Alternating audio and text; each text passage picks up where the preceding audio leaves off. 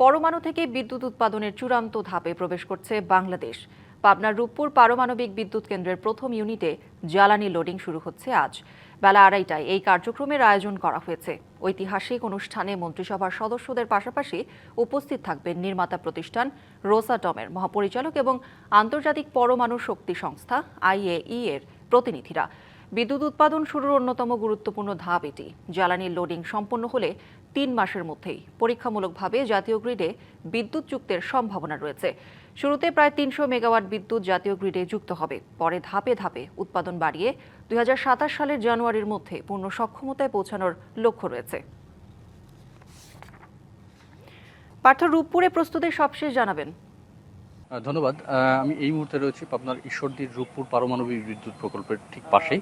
আপনি নিশ্চয়ই আমার পেছনে দেখছেন যে আসলে এখানে কিন্তু কুলিং টাওয়ার এবং যে মূল চুল্লি এটি কিন্তু লক্ষ্য করা যাচ্ছে। আপনি জ্বালানি ফুয়েল লোড করার কথা রয়েছে। আসলে 2:30টার দিকে সরকারের ঊর্ধ্বতন কর্তৃপক্ষ এবং মন্ত্রণালয়ের অনেকেই থাকবেন, মন্ত্রী সহ এখানে যারা থাকবেন তারা এই আনুষ্ঠানিকভাবে এই উদ্বোধন করবেন।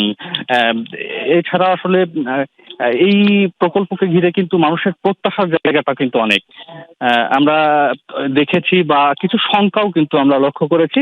তবে সাধারণ মানুষ যেটি বলছেন যে আসলে এই প্রকল্প চালু হলে আসলে এই এলাকার মানুষ সহ সারা দেশের মানুষের জীবনমানের উপরে একটি বড় ধরনের প্রভাব পড়বে এবং এই বিদ্যুৎ সরবরাহ এবং লোডশেডিং এর যে ভয়াবহ আকার এটি অনেকটাই আসলে কমিয়ে আসবে বলে মনে করছে সাধারণ মানুষ। লিলি আল্ট্রাসফট সিরাম জেল, যা গভীর থেকে স্কিনে দেয় 3 গুণ সিরাম হাইড্রেশন। সিরাম জেল হাইড্রেশনে ব্রাইট থাকো সব সিজনে।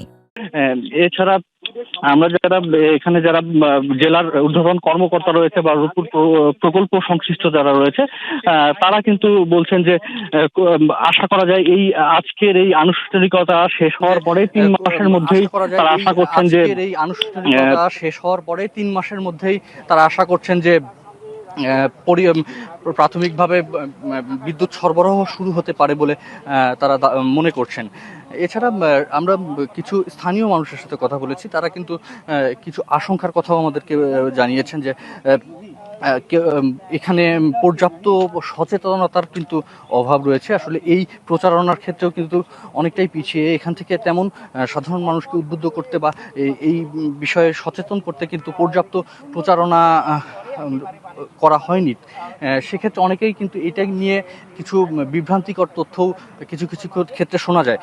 তবে এই প্রকল্প সংশ্লিষ্ট অনেকেই কিন্তু আমাদেরকে জানিয়েছেন যে আসলে এই ধরনের প্রোপাগান্ডা বা এই তথ্যগুলো কেউ যেন বিশ্বাস না করে আসলে সরকারের উপর এবং সব কিছুর উপরে বিশ্বাস রাখে। এই ধরনের কোনো দুর্ঘটনার সম্ভাবনা বা এই ধরনের কোনো সুযোগ এখানে নেই। সব ধরনের নিরাপত্তা ব্যবস্থা কিন্তু এখানে নেওয়া হয়েছে। এটি আসলে ছিল আমার কাছে পাবনা থেকে সর্বশেষ তথ্য। পার্থ, ধন্যবাদ আপনাকে।